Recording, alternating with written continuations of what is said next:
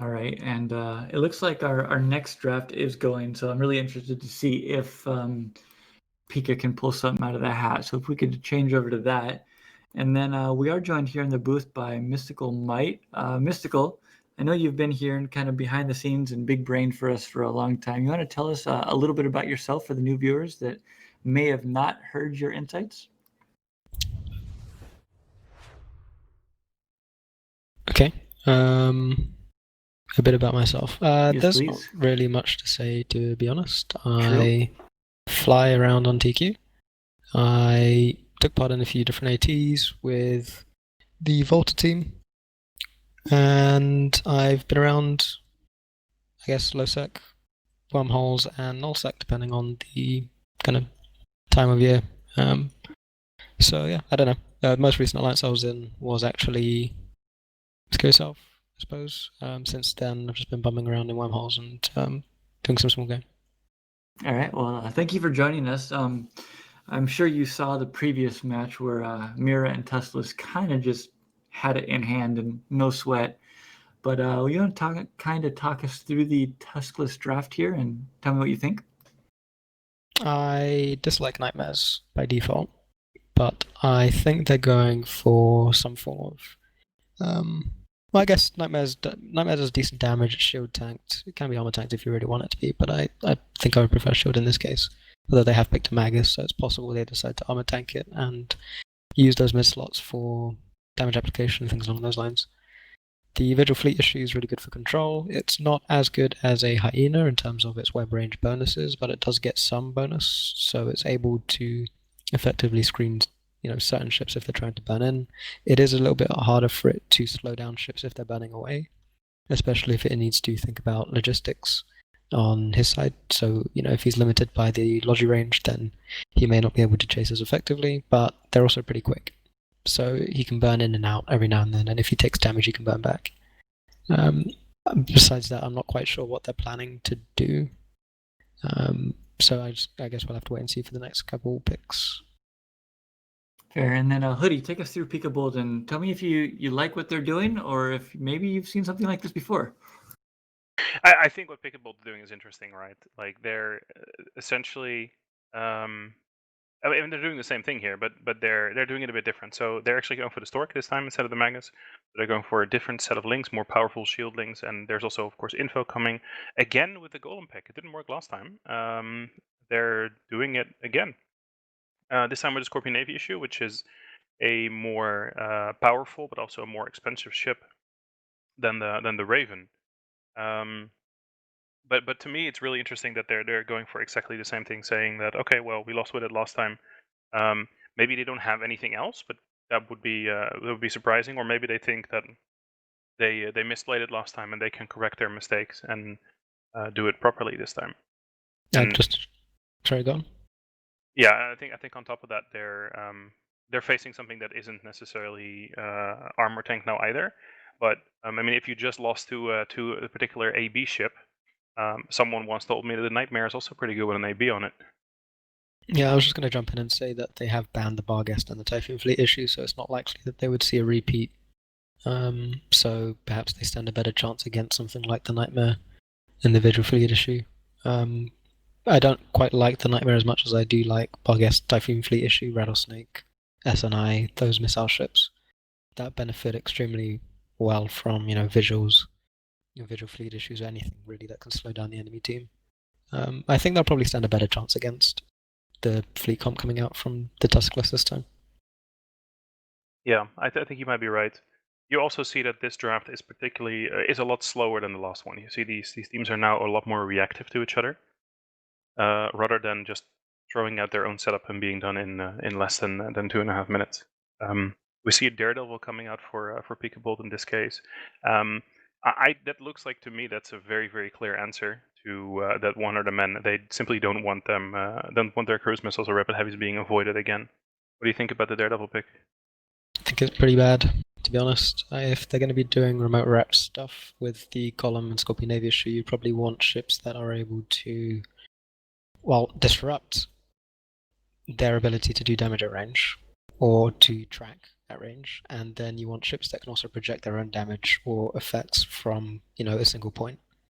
A Daredevil needs to get within 12 kilometers roughly to actually apply its 90% web, which means that it's going to be nowhere near the Golem Scorpion Navy issue. So if there are remote reps, it doesn't get them, and it will die pretty quickly to the TPs from the Vigil, along with the drones from all the other ships, and the Vigil fleet issue. So I think it's a pretty useless pick, unless they're going to not use it for the webs. Well, you could argue that maybe one of the ships on the Tuskless team could be coming in pretty close if it is in fact fitted close range weapons, which is the Nightmare. I think it might get some use there, but I do see what you mean, that it might not be as effective as maybe something that could have projected its webs, like, let's say, the Vigil Fleet issue. That could have actually taken some reps. But that was obviously taken already on the opposing team, so they had to, maybe Daredevil was their second pick, and they wanted to go Vigil Fleet. Yeah, it's entirely possible that they wanted to have the Vigil Fleet themselves, but they should have known that, given the fact that it was used last time, that it would probably be picked up again if they were going for the same kind of archetype. So I would have expected it to be either banned or picked kind of first. You don't really care about the stock. They haven't banned the Pontifex or the Bifrost in the first phase draft, so you could always pick one of those if the stock gets banned later on. And pick the Vigil Fleet issue up first. It is interesting, because looking at their whole draft, what they changed was basically they took the Raven out and they said, okay, we're going to pay more points for a battleship, and at the same time they got rid of their bombers and they said, okay, that clearly wasn't working. Our bombers weren't doing enough damage. Let's replace them with frigates that can amplify what our Scorpion Navy issue and Golem are going to be able to do here. I'm not sure if it will be effective enough, but it seems at least they're learning from that and they're not doing the exact same thing. Yeah, I mean, it's entirely possible that it works out for them, but I think if there wasn't a Nightmare, if it was like a better ship, I think they would suffer quite heavily from the last two picks, because I think it's going to be pretty much impossible to keep a Griffin alive unless it burns directly away, and even then I don't think it matters against the Vigil Paints and missiles. And burning away from a Nightmare makes it a little bit easier for him to track you if he's going pulse. Nightmare is an interesting choice here, because it is somewhat easy to disrupt compared to some of the other choices that might have still been open for the Tuskless. What do you think about this Nightmare pick overall? I was going to say that I think they should have picked Tracking Disruptors over, Griffin or Daredevil, to be honest, and basically removed the Nightmare from. Instead of a Griffin, they could have picked Crucifier, forced the Nightmare to come in closer. Then they can apply the Daredevil webs if it's still alive at that point, because it wouldn't be. All right. I am retarded. Okay, well then, instead of Daredevil, I suppose you pick Crucifier Navy or something along those lines. Just anything with a TD bonus. Or anything that has spare mid so that you can use TDs. I don't even think it needs to be bonus, to be honest. Just something to force the Nightmare in closer so that you can use the other components of your comp. And also, on your question about what I think about the Nightmare, it's an interesting ship on TQ. I like it in fleet settings, less like it in solo settings and things like that. It can fit beams and it can fit pulse, and it can do really well with both. I imagine they may go pulse, even though I think beams may be a decent choice against that comp because they're not going to be going anywhere. And that allows you to apply really good damage at a much further range. But it's a ship that I think relies on really expensive modules to be really good.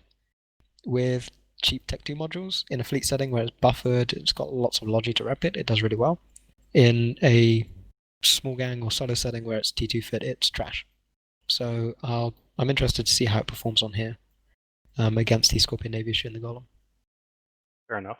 If you look at this particular draft, and if you compare it to the last one, I mean, there's clearly different ships, but what is interesting to me is that the archetypes and the fleet compositions and the plans on both teams are exactly the same. You had two battleships which were capable of projecting, and then you had Magus, Vigil Fleet, and Vigil, and we had the exact same composition here. And then obviously on the opposing side we had the two bombers. Those are gone, but you still have this Golem core with another shield battleship. Why would both of these teams? What do you think about both of these teams basically bringing again sort of the same thing?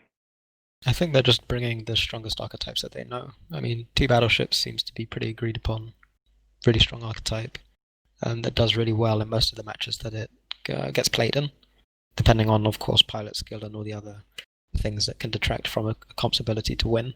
So they're both probably bringing strong archetypes in the sense that they bring the 2 battleships because they know that it does well. And in terms of the reasons why they may bring effectively the same game plan again as well, is because, I mean, in terms of the game plan that we saw last time, it was probably the one that I'm the biggest fan of. The whole, bring 2 battleships, bring some TPs, delete ships, is something that I've rooted for the entire time that this tournament's been running. It's something that I've mentioned every weekend, basically, so I was happy to see it. And I think that's probably one of the strongest setups you can bring, given the fact that the heavy point investment into 2 battleships means that there's going to be super squishy small ships that just will not be able to hold up against, the visuals and the damage that you can apply around the arena. And then on the other hand, you've got the Tinker, which does really well in setups where it's not directly countered. So ECM is a strong countered Tinker, but it's a dice roll, so anything can happen. But it removes the ability to remote rep, which makes the Tinker fall apart. But it's really difficult to play against if you don't have the direct counter. It just sits there at tanks, and you struggle against it because eventually your tank runs out. Feel free to contradict anything I've just said, but I think that's probably why they brought it. I agree with you. Yeah, absolutely. What you were telling is I've been looking at the bans a bit, and I've noticed that the bans coming from at least the Tuskless team are sort of similar. This time they didn't ban. They actually banned the Balgorn, which was last time banned by PIka, so this time they had to ban it themselves. So clearly they don't like these 3 ships when they're playing this particular comp. Do you see any reason why they're specifically banning Widow, Paladin, and Balgorn here?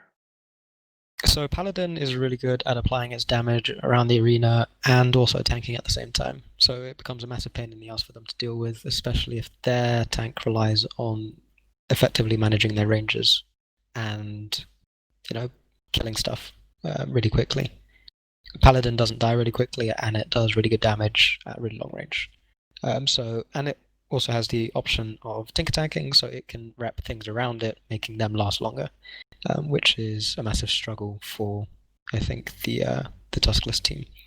The Widow prevents you from applying all of your damage to one target, which can then lead to issues where you're not able to get rid of the smaller support ships and they can do their job properly for much longer, perhaps get on top of your ships. And it makes it really difficult for you to effectively control the grid because you'll be out-controlled by the ECM spam coming out. If they paired that Widow with another jam ship like the Griffin, then effectively you'd never be able to apply damage to the same target, and the 2 battleship core kind of falls apart because it isn't able to leverage all of its damage against a single ship. And the Balgorn, really good effective range control. So it has long range webs, it's super tanky as well, so it takes a while to die. It can apply damage out to a decent range, perhaps not as good as the Paladin can, but it's some damage which will put some pressure onto their team. And those long range webs are something that they would have to play around. If they're going AB again, then it means that they are not able to run away, because the Balgorn will be able to web them and then apply bonus newts and nozes, which will, shut down their modules, and they'd basically have to counter fit to deal with the Balgorn, which then leaves them open to everything else on the other team. Fair enough. So it looks like just a very strong set of bans tailored for this particular the setup that they're running.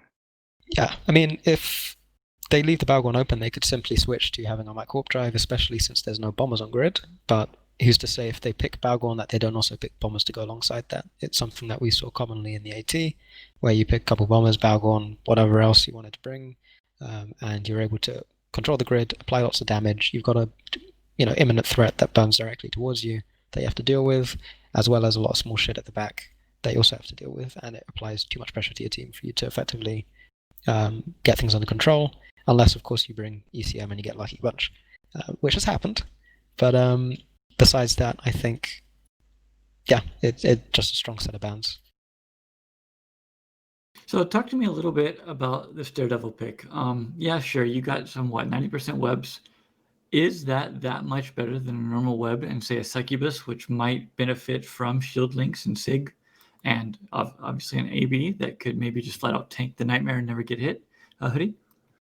It's a good question. I do sort of agree with Mystical, the fact that it's maybe a bit of an odd pick here, and it's much harder to keep alive than something like a Succubus, which would, with its AB bonus and its shield tank, be able to mitigate some damage and actually take reps from this golem, providing it is a rep golem, and we might simply be wrong on this, in which case the Daredevil would make a bit more sense.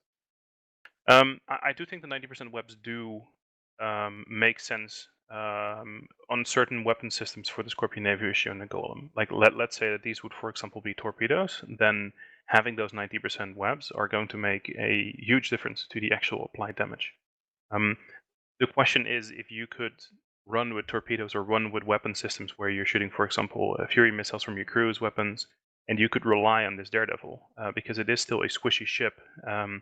If it goes down to, for example, a Raven Navy issue that's shooting rapid heavies when you're being painted by a Vigil in a Vigil fleet, and you lose it, then you are in a similar situation as you were last game, where your heavy damage isn't actually applying to the opposing ships and are going to be tanking you. So it's a bit of a curious pick. It could work. It could also backfire for them. Yeah, just to add on to that, I think webs are really good against nightmares. I'm not sure if you said it. Against AB ships that are bonus, scrams don't work, so they're able to burn around the entire time. If you're using something like torpedoes, then they have a real big issue with speed versus sig ratio. If a ship is moving ever so slightly, then they struggle to apply their damage fully, which is something I think Jared found out when he was testing his Marshal. I'm not sure if it was Torps or Cruise or whatever, but it can make a massive difference even if the ships are the same size.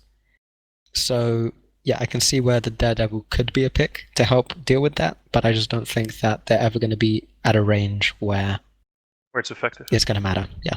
Yeah, exactly. That's also the fear that I have here. So maybe they know something that we don't know, and that they have like an idea of how they're going to use it.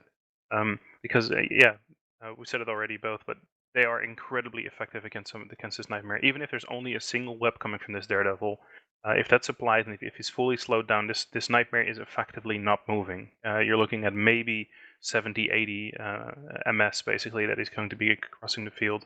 There's no way that at that speed you're mitigating any damage coming from the Scorpion Navy issues and the Golem, especially with those painters. Exactly, yeah. And another thing to note is that the Nightmare itself isn't the tankiest ship, as mentioned. If you have to T2 and metafit it, then I think it's quite trash. Other people will probably have better opinions of it. But, you can fit extra large ASBs, I suppose, or local tanks. It just doesn't hold up that well. The largest component about its tank is its ability to move around the grid with a small signature, given the ship size. So, again, I mean, we'll see if it works. I don't think it will. I assume the Daredevil dies, the Griffin dies, the Stork dies, and then you're left with the Golem Scorpion Navy issue again. I just think those two ships may be able to deal with a Nightmare and a Raven Navy issue much better than they did against the Barghest and the Typhoon Fleet issue. That said, if the Nightmare brings a full rack of ECM, which it can do if it goes armor tank, then they'll probably also lose. Now, are we overthinking this at all with this Daredevil being a counter to the Nightmare? I mean, what if they just go rapid heavies, shoot at Nightmare? It still will apply decently well. And the Daredevil is just there to go and kill the Vigil fleet in Vigil. I mean, when you think about frigate 1v1s, there's not many things scarier than a Daredevil. I mean, Misty, could it be just, it's literally there just to go kill support? So the thing with trying to get on top of the Vigil fleet issue, or the Magus, is that the Daredevil has a much smaller web range than the Vigil fleet issue does. So you can dedicate the Vigil fleet issue entirely to just webbing the Daredevil, because most of the other ships on that team probably aren't going to be burning towards you, aggressively. So you can just leave the Vigil fleet issue to web that Daredevil the entire match, and it probably won't change anything for the red team. Is that worth it though? Because we saw previous that Vigil fleet only had ECM or control mids of some type. I forgot what we actually had that was disrupting the battleships. Maybe that's the whole point, is to force Vigil fleet to deal with the Daredevil and leave that Scorpion Navy and Golem free to do what it wants without any disruption. Fair, but then you just have an armor tank Nightmare instead, perhaps, and you have more ECM and stuff like that. in your mid slots because you have more mids to play with. Is there something you would have rather seen take up that points than a Daredevil or Succubus, or do you think that's kind of what needed to be there? I mean, again, like I think TDs would have been a decent choice. So Crucified Navy, perhaps. I'm not really sure what else you could pick at that. I mean, I haven't really thought about it too much, so I don't know if Hoodie has any ideas. Not really, no. I mean, it depends on the game plan. So it's kind of hard for us. We can throw out any number of ships that fit the points, but their game plan depends on the weapon type that they're going to be using, whether they're going to be whooping at 0 and then brawling directly in to try and apply as much damage as possible, or sitting at range again and trying to tinker. If it's to tinker, then you want something that has long range and long range effectiveness. It doesn't have to be damage, just has to be able to do something. If it's brawling in, then Daredevil might be an okay choice because it can get on top of a target, die for it, but maybe slow it down long enough for other ships to get on top of it. So the game plan, I think, dictates which ships you choose, and we don't know what their game plan is. Yeah. That well. If you're on Pikachu's side here, we didn't talk too much about missile systems for the Scorpion Navy and Golem. We kind of just assumed cruise. Are you of that same assumption, or do you have any cheese here of maybe rapid heavies or torps, Hoodie? It's rough to say. I mean, when I went with torps, I think I believe last match, you're up against again an AB ship. You might be hesitant to bring the same weapon system, but they also could have thought about it for those 20 minutes that they had, and they just did it differently, and now they're going to make cruisers work. I'm expecting that we see cruisers again. Misty, any other opinions there, or agree? I agree. I think you just do cruise or rapid heavies, really. And in this case, cruise, I think, is going to be the most effective choice for taking out what's on the other team. All right, and then just final predictions, starting with Hoodie and then Misty. Who do you think has this? Well, there's absolutely no way I'm going to be voting against the Nightmare. Oof. So, Yeah. Mira. I think I will vote for red, simply because of the whole TP missile setup that they have, even if there is a Nightmare bringing it down. So you're actually voting for a Nightmare here, Misty? I am voting for everything around the Nightmare. Oof. All right. Well, it looks like Twitch does agree with you. It's 10-5 in favor of red. With that, it looks like the teams are on grid. So I'm going to pass it over to our casters, Brent and Wingnut Cross. Brent, take it away, please. Welcome back to the field, guys. We are here for match 2 of PIka Bold versus Tuskless. Wingnut, go ahead and give us a rundown of what we got here. Well, both teams whooping in at 50 at an angle this time. Obviously, we have Nightmare, Raven, Navy issue, Magus, Vigil, and Vigil Fleet versus Scorp Navy, Golem, Stork, Daredevil, and Griffin. And of course, that Nightmare is the center of conversation right now. Yeah, I'm excited to see this go down. I was really hoping to see a Raven Navy that had torps and they would just go in and go ham, but it doesn't look like that's the case. I mean, if it were, I'm very confused that it whooped in at 50, but it looks like it's Rapid Heavy fit. I can see the launches. Which is a good idea. Rapid Heavy plus Nightmare's a lot of DPS. It did look, I might be wrong on this, I'm not great with weapon models, but I believe the Golem went cruises and the Scorp Navy went Rapid Heavies, which is an interesting mix. Yeah, we're talking before about ECM and stuff, cutting off, separating your two clips. So going one Rapid Heavy, one cruise is probably not a bad idea. I might be overthinking that a bit. Got the countdown coming, and the match is off. Let's see what's going on here. Looks like Daredevil is just rushing, not directly in, but he is definitely burning toward the Tuskless team. Magus is moving forward right now, probably just to get locks and get drones assigned. And that Daredevil is taking a pretty good amount of damage off the bat, and he's kind of confused whether or not he wants to keep going in or burn out right now. I think it's probably too late now. He's already been painted. Yeah, and Daredevil down. It seems like a lot of wasted points. That was definitely just too aggressive there. It was not going to work. You've got two ships that are going to paint you. You've got your, got a Nightmare and a Raven Navy shooting at you. They just know. There's a time to give your life away, and that wasn't it. What was it? They're going for the Raven Navy. Interesting call. I'm pretty sure that's probably the more tanky of the two ships there, but I guess it's probably the one that can hit.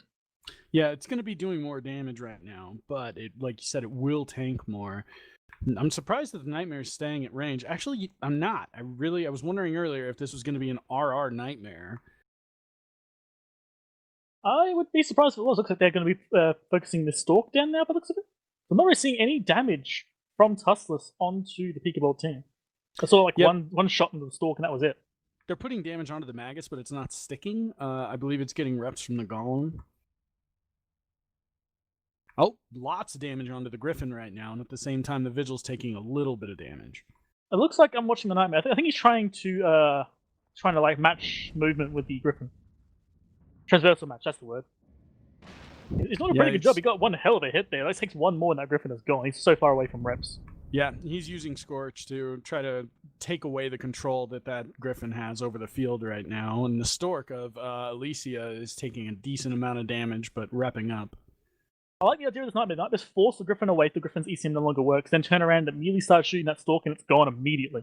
The moment he forced that Griffin away, he just was able to kill that target. And now it's Golem. Good call. That's one of the good benefits of running the Scorpion Navy issue Golem is it's a very low skill composition. You don't have to worry about, am I transversal matching? Am I able to apply DPS? Like, you're just applying no matter where you are. Yeah, but at the same time, unfortunately, Vigil Fleet, I'm pretty sure it could be pretty easily countered here too. A couple of guys disruptors and you're having a bad day. That is true. That Golem is already going low shield, but he hasn't. Yeah, I haven't seen rep cycles yet, so he might start repping soon. And that Griffin Navy again, transversal matched again, and blap, he's almost dead. Mira right now is shooting the Golem, putting good damage onto him. We'll see if he ends up being able to get. There goes the Griffin. That's going to free up a lot of damage. Death by Acolyte 2's about 100 kilometers away. That's not a fun way to go. Here we are again. 5v2. No, Mira with his full team versus this same sort of comp. Golem, Scorp, Navy. Just a more expensive version of the Raven. 4v2. He lost his Stork, or 4v3, but it definitely is looking like it might be in favor of Mira's team now. I would expect that Plinchy and the Golem, who's the captain of PIka Bolt, is probably going to be running out of ASB charges soon, and we'll start to see real good damage sticking to him. And the one thing I like about this Nightmare pick is that he's picked a laser boat against 2 shield ships. Even if they've covered that EM hole somewhat, that's probably the best thing to shoot into them, so it's still pretty painful. Yeah, and it looks like the Raven Navy issue is like holding up decently, whereas that Golem, as predicted, is running out of ASB charges, going into armor, taking good damage, and if that Golem goes down, it looks like it's going to be a 2-0 for Tuskless. Yeah, and not even a single ship down there. Like, Tuskless have their entire team: Vigil Fleet, Magus, Raven Navy, and Nightmare. So they haven't lost a ship at all. That's ridiculous. Yeah, Mira's done a really good job this entire series in this league of just pulling out really interesting stuff. We have not seen this Nightmare Raven comp, I don't believe, from him, and it looks like it's a powerhouse. I believe we've seen him use Nightmare before. It might have been someone else, and that was effective there too. And I remember I was actually crapping on it then too. But it's a good compy. Like, if you're versing shield ships, and they are... Scorp Navy is MJD. Where are you going, sir? But yeah, sorry, this whole, like, shield comp with cruisers, we've got your a Nightmare. It's almost a perfect counter. It will mitigate some damage. It's got 1 billion mids. It's got utility highs. It's got EM thermal damage. It's a damn good ship for what they're versing. Yeah, the Scorpion Navy issue did micro jump drive, did manage to do it without boundarying. I was almost wondering if he was just going to boundary intentionally and just say that this is a lost cause, but he did not. Drones have already caught back up to him, but it's going to reduce a lot of the damage he's taking, as that Nightmare is going to be in deep, deep fall off if he's able to hit him with Scorch at all. Yeah, but I mean, you might as well, right? Nothing else to do. Yeah. And honestly, I think it's kind of helped the Nightmare too. The Nightmare is now going to be able to wrap back up when he needs to. Maybe he's got a smart bomb. Hasn't been firing that earlier. Okay. Yeah, all the light drones are going to get absolutely deleted. Yeah, once that Nightmare gets back into optimal on him, he's going to be able to apply a lot of damage, and it'll just be a matter of time. Hold on a second. Is that Scorp Navy micro warp drive fit? Going like 821, he has to be. You're not going to get that speed. I don't like that. I don't like that. I don't like that so bad. You're next to a brick golem. You're not moving anywhere. You need all the mids for tankage you can get. An MJD, fair enough, but 2 mids for props? Really? It does seem wasteful because you end up in this. I mean, I guess there's a Hail Mary version where it's like you figure you've put enough damage on the field that if you're able to MJD out and nano around, you might be able to kill ships. But at this point, because they haven't killed anything and they're not At all. going to, it's wasteful. Like if you're going up against a cruiser core, hack core, battle cruiser core, something like that, it might make a little more sense. But like you said, you're sitting right next to a golem that is not going to be moving. Yeah, there goes the Scorp Navy. Alrighty, All well, right. we're going to bring it back to Casper in the studio. Hey guys, thank you very much. It looks like Mira needs to up the difficulty level. No shade at PIka here, but honestly, that looked like a man versus a child. Pikachu, I expect the next game to be stepped up.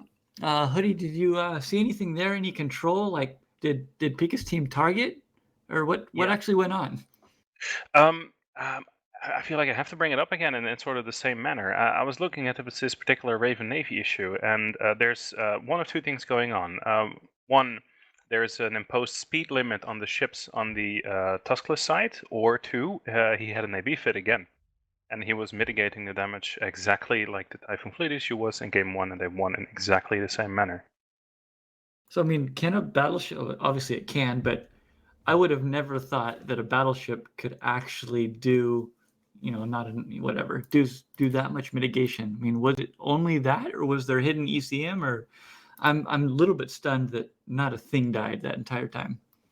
It might have been a combination of a couple of things. I mean, there are several things you can do to, of course, disrupt the missile application.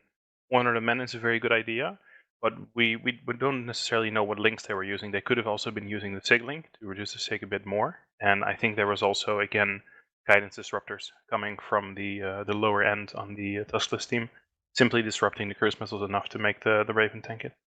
And he took significantly more damage actually than the Typhoon Fleet issue did, but it still wasn't enough. Fair. And then Brent or Wingnut, any final thoughts that you guys saw there now that you've had a chance to catch your breath from all that intriguing action? I Go ahead. think that it was a really good showing today by Tuskless. Mira continues to impress. I am disappointed that it was not a Torp Raven, but what are you going to do? You take what you get. Fair. And Wingnut, any final thoughts on that series there? I'm more amused than anything else.